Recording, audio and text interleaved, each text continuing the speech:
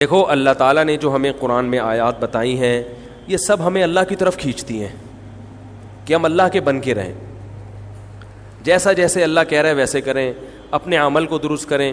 سورہ بقرہ میں اللہ کا ارشاد ہے لیس البر ان تولوا وجوہکم قبل المشرق والمغرب ولکن البر من آمن باللہ والیوم الآخر والملائکۃ والکتاب والنبیین.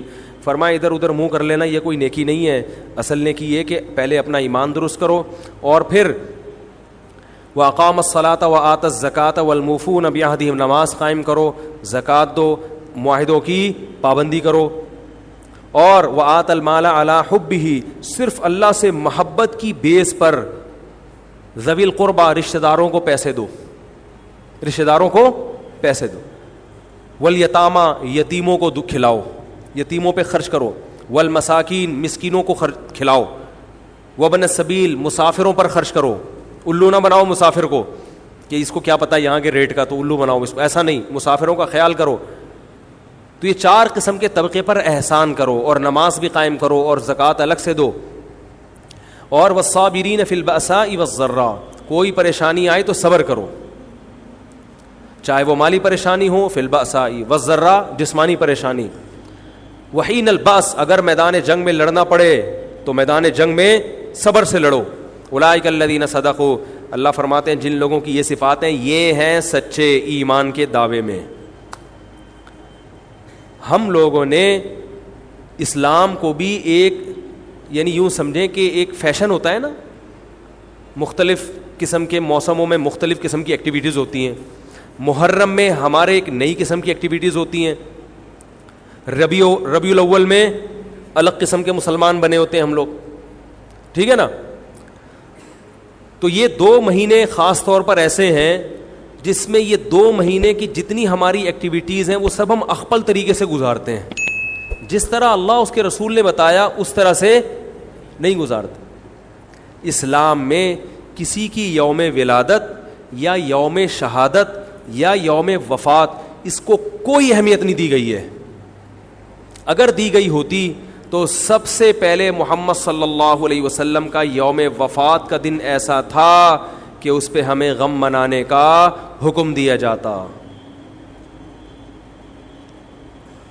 اور یوم ولادت ایسی تھی جس پہ ہمیں خوشی منانے کا حکم دیا جاتا. کہیں بھی نہیں ملتا ہمیں. بعض حضرات یہ کہتے ہیں کہ آپ صلی اللہ علیہ وسلم کو خواب آیا تھا جس میں بتایا گیا کہ آپ کے نواسے حضرت حسین جو جنت کے سرداروں کے جنت کے نوجوانوں کے سردار ہیں ان کو آپ کی امت شہید کرے گی. تو آپ بلک بلک کے رونے لگے. اس سے بعض لوگ استدلال کرتے ہیں دیکھو غم حسین میں رونا چاہیے.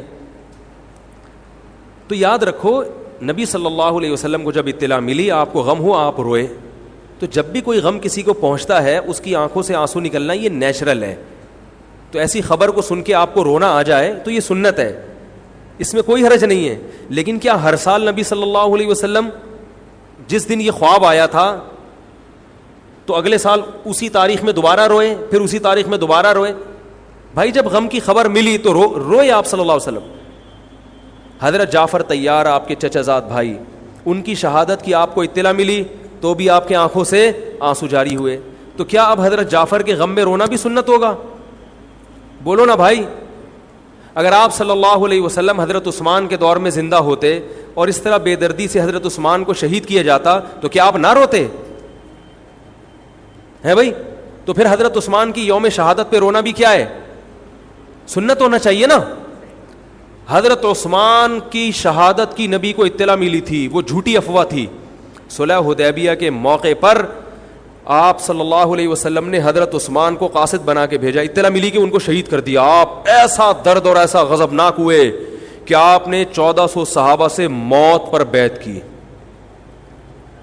تو جب آپ کو سچی مچی کی اطلاع ملتی کہ واقعی ابھی تو افواہ تھی, یقین نہیں تھا, جب آپ صلی اللہ علیہ وسلم کو حقیقت میں اطلاع ملتی کہ آپ شہید ہو گئے تو کیا آپ نہ روتے؟ آپ صلی اللہ علیہ وسلم کو اپنی نواسی آپ کی گود میں تھی, اس کا انتقال ہوا, آپ کی آنکھوں سے آنسو جاری ہوئے. صحابہ نے کہا یا رسول اللہ آپ تو ہمیں صبر کی تلقین کرتے ہیں, آج آپ رو رہے ہیں. تو فرمائیے اللہ کی رحمت ہے. یہ تو اللہ کی رحمت ہے بھائی، اولاد ہے میری. تو کیا جب حضرت وہ جو آپ صلی اللہ علیہ وسلم کی نواسی کا انتقال کی تاریخ آئے گی تو ہم سب روئیں گے بیٹھ کے؟ بولو نا بھائی. تو کہاں کی کہاں لگا دیتے ہیں. دیکھو ہر بدعت کو جائز کرنے کے لیے نا کچھ دلیل ہر ایک کو مل جاتی ہے.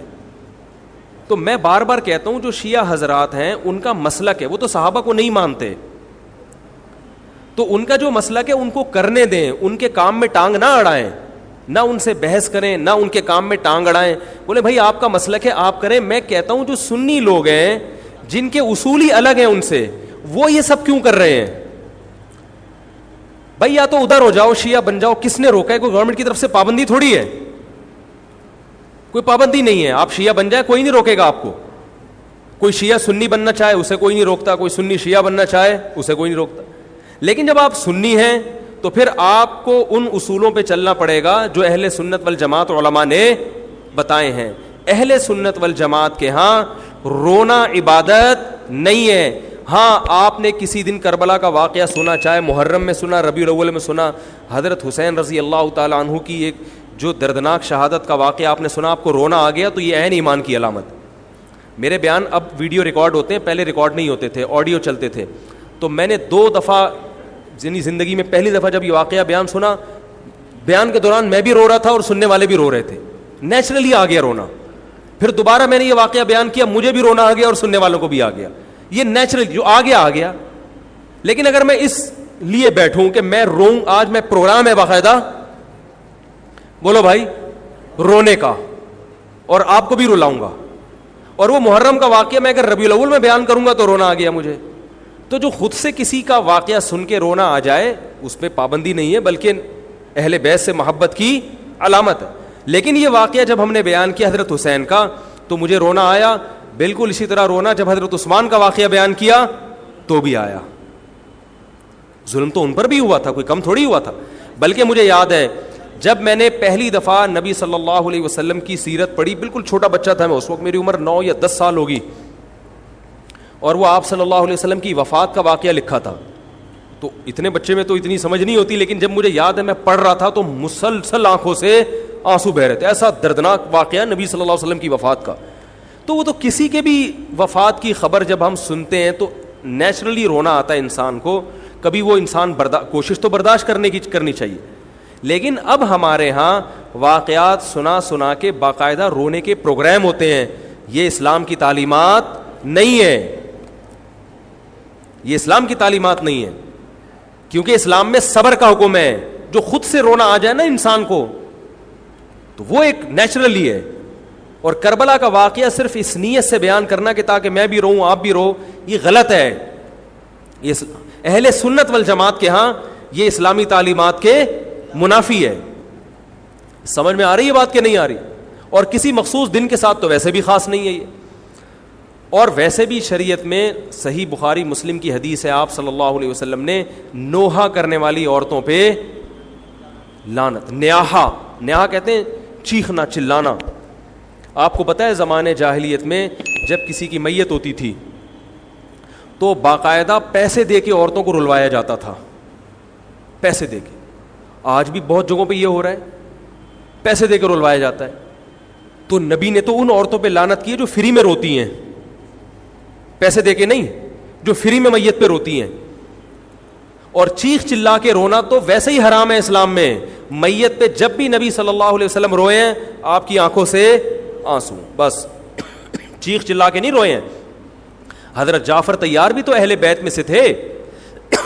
جب شہید ہوتے ہیں آپ کی 4 جوان بیویاں بیوہ ہوتے ہیں، چھوٹے چھوٹے بچے یتیم ہو جاتے ہیں، تو ان کی بیویاں جب روتی ہیں تو گھر سے باہر آواز آتی ہے. آپ نے پہلی دفعہ سمجھایا جا کے کہ ان سے بولو اپنی آوازوں کو پس کرو. جب دوبارہ تو آپ نے فرمایا منہ پہ خاک پھینک دو جا کے. حالانکہ ان کا جو رشتہ حضرت جعفر طیار سے تھا وہ ہمارا نہیں ہے، ہم تو بہت دور کے ہیں. اہل بیت سے جو جتنا ان کی بیویوں کا رشتہ ہے اتنا تو ہمارا نہیں ہے نا. ان کو چیخ کے رونے کی اجازت نہیں دی. اور آج ہمارے یہاں کیسے ہوتا ہے، ہا ہو چیخ رہے ہیں، پیٹ رہے ہیں. گریبان چاک کرنا اسلام میں حرام ہے روتے ہوئے. گریبان چاک کرنا اس پہ لعنت ہے نبی صلی اللہ علیہ وسلم کی. تو آج گریبان بھی چاک ہو رہا ہے, رو بھی رہے ہیں, پیٹ بھی رہے ہیں. تو بھائی وہ شیعہ حضرات کا ایک مسلک ہے, ان کی رائے ہے, ان کو ان کی رائے پہ چلنے دو. آپ جو اہل سنت والجماعت کو فالو کرتے ہو تو یا تو ادھر ہو جاؤ یا ادھر ہو جاؤ, درمیان میلہ لٹکو. درمیانی آدمی کہیں کبھی نہیں ہوتا. درمیان کی جو جنس ہے وہ کہیں کی ہوتی ہے. وہ بیچارہ نہ مرد سے شادی کر سکتا ہے نہ عورت سے. وہ کہتا ہے یا اللہ اگر مجھے آپشن دیتا یا تو ادھر کر دیتا, یا وہ تو ایک اللہ نے آزمائش بنا دی اس کو بیچارے کو, وہ آزمائش ہے, اسی آزمائش پہ اس کو قیامت کے دن اجر ملے گا. لیکن اپنے اختیار سے انسان بیچ کا بننے کی کوشش کرے, یہ ٹھیک نہیں ہوتا. اپنے اختیار سے یا تو شیعہ بن جاؤ یا پورے سنی بن جاؤ. تو اہل سنت حدیث کی کتابوں کو فالو کرتے ہیں, اور جو ہماری بخاری مسلم ہے شیعہ حضرات نہیں مانتے ان کتابوں کو, وہ نہیں فالو کرتے ان کو. تو ہم تو ان کو فالو کرتے ہیں. اگر آپ کہتے ہو میں نہیں مانتا ان حدیثوں کو, تو پھر بہت ساری چیزیں اور بھی ہیں وہ بھی چھوڑ دو. پھر آپ سمجھ میں آ رہی ہے بات, پھر وہ بھی چھوڑ دو. تو ہم تو ان کتابوں کو فالو کرتے ہیں. ہمارے نبی صلی اللہ علیہ وسلم کے حکام ہیں, میت پہ رونا پیٹنا منع. جب حضرت حسین رضی اللہ تعالی عنہ کا قتل ہوا ہے کربلا میں, اور یقیناً یہ بہت بڑا بدترین ظلم تھا تاریخ کا, تو حضرت جو آپ کے اہل بیت جو باقی بچ گئے تھے ان کا کیا ری ایکشن تھا, جو صحیح اسناد سے جو چیزیں ثابت ہیں ان کا کیا ری ایکٹ تھا. کیا امام زین العابدین نے اس طرح سے نوحے کیے تھے کہ آپ نے سینوں کو پیٹا تھا؟ انہوں نے صبر کیا تھا انہوں نے. اور یہی اہل بیت کی شان تھی. تبھی تو قرآن کے الفاظ کیا ہیں کہ نیکی صرف یہ نہیں ادھر ادھر منہ کر کے نمازیں پڑھ لو, بلکہ والصابرین فی البأساء, جو پریشانیوں کے وقت کیا کرتے ہیں, صبر. تو ہماری نظر میں حضرت حسین کا قتل بھی ایک بہت بڑی ٹینشن, بہت بڑی پریشانی, مگر اس پر ہمیں صبر کا حکم ہے. اگر ہمارے اندر انتقام کی طاقت ہوتی تو انتقام لے لیتے ہم. جو بھی قاتلان حسین تھے ہمیں پتہ چلتا کہ یہ ہے, ہم انتقام لیتے ان سے. اگر انتقام نہیں لے, وہ تو چلے گئے دنیا سے اپنے ٹھکانوں کو, جو جس نے جہنم رسید ہونا تھا وہ تو جہنم رسید ہو چکا ہے. اور اللہ نے حضرت حسین رضی اللہ تعالی عنہ کو شہادت کی برکت سے جنت کے جوانوں کا سردار بنا دیا ہے. تو جس کا جو ٹھکانہ تھا, جس ملعون نے جہاں جانا تھا وہ چلا گیا. اب قرآن کیا کہہ رہا ہے, تلک امۃ قد خلت. جہاں بھی قرآن ایسے واقعات بیان کرتے, یہ قوم تھی جو گزر گئی. لہا ما کسبت, جس نے جو کیا اس کا بدلہ ملے گا. ولکم ما کسبتم, تم اب تمہارے اعمال اللہ دیکھے گا. اعمال کا مطلب دیکھے گا جن چیزوں کو اللہ نے حلال کیا تم اس پر عمل کرتے ہو, جن چیزوں کو حرام قرار دیا اس سے بچتے ہو کہ نہیں بچتے, یہ چیزیں دیکھی جائیں گی. تو محرم کے ایک الگ, ہمیں محرم نبی صلی اللہ علیہ وسلم کی زندگی میں ہمیشہ آیا ہے, اس میں کیا احکام ہے. محرم میں آپ نے نکاح بھی کیا ہے, محرم منحوس نہیں ہے. محرم تو اشہر حرم میں سے ہے, برکت والا مہینہ ہے. اس میں جو کام کیا جائے گا اس میں برکت ہوگی. اس میں شادی بیاہ کریں گے اس میں انشاءاللہ برکت ہوگی. اس میں کوئی اور عبادت کریں گے اس میں برکت. نبی صلی اللہ علیہ وسلم نے محرم کی الگ فضیلت بیان کی کہ اس میں عبادت کا ثواب, محرم کے روزوں کا ثواب عام مہینوں سے زیادہ ہے. تو یہ سب ہماری شریعت کی تعلیمات ہیں. تو ہمیں ایک طرف ہو جانا چاہیے, ہمیں اسی کو فالو کرنا چاہیے. ہاں یہ وہ دور نہیں ہے کہ آپ دوسروں پہ جا کے انگلیاں اٹھائیں, تم یہ کیوں کر رہے ہو, یہ کیوں, بس چھوڑ دو اس کو. جو جب اس کو سمجھ میں آئے گی تو آ جائے گا, نہیں آئے گی تو 73 فرقے ہیں نا, تو یہ آپ تھوڑی ختم کرو گے, یہ حضرت عیسیٰ علیہ السلام آ کے ختم کریں گے. تو جو کام عیسیٰ علیہ السلام کا ہے وہ خود کرنے کی کوشش, بولو بھائی, مت کرو. آپ دیکھو کہ ان میں جو صحیح ہے اس کو فالو کرو. باقی بھائی جیسا کر رہے ہو, ہمارے پاس نہ کوئی پولیس ہے نہ کوئی پاور ہے. پولیس بھی ہوتی تو بھی کچھ نہیں کرتی. ہم اگر پولیس میں ہوتے تو کیا کر لیتے. فساد ہوتا ہے ان چیزوں سے. افغانستان میں جب طالبان کی حکومت تھی, او بھائی کون سی والی گھڑی صحیح ہے, میری گھڑی میں تو کیا ٹائم ہو رہا ہے, کبھی آگے چلیے. اچھا پھر ابھی بس اذان ہونے والی ہے, ٹھیک ہے بتا. تو کیا کہہ رہا تھا یار میں, وہاں افغان طالبان کی جب حکومت تھی 5 سال, تو انہوں نے بھی شیعہ کے امام بارگاہ کو ختم نہیں کیا تھا. سمجھ رہے بات کو, ایک حد بندی کر دی تھی, ختم نہیں کیا انہوں نے بھی شیعوں سے صلح کی تھی, مذاکرات کیے تھے. بھائی ٹھیک ہے آپ اپنی امام بارگاہ کے اندر جو آپ کی ایکٹیویٹیز ہیں آپ وہ کرو. حالانکہ کتنی پاورفل حکومت تھی, اس لیے کہ اتنی بڑی تعداد میں انہوں نے کہا بھائی ہم کیسے پابندی لگائیں, ایک ایسے ممکن نہیں ہے ہمارے لیے. تو گورنمنٹ کے لیے بہت سی چیزیں ممکن نہیں ہوتی, پابندیاں نہیں لگا سکتی گورنمنٹ. تو جو طالبان نہیں ختم کر سکے, حالانکہ طالبان سنی مسلک کے تھے اور وہ شیعہ بالکل ایک. میں نے وہاں امام بارگاہ میں اذانیں بھی سنی ہیں, ریڈیو پہ اذان آتی تھی امام بارگاہ سے, میں نے خود سنی ہے کہ بھائی میں نے یہ کہاں سے آ رہی ہوں, افغانستان سے میں اس وقت اذان ہوں. افغانستان کا چینل اس وقت آتا تھا طالبان کا اردو میں چینل, تو اس میں اذان آ رہی ہوتی تھی شیعہ حضرات کی.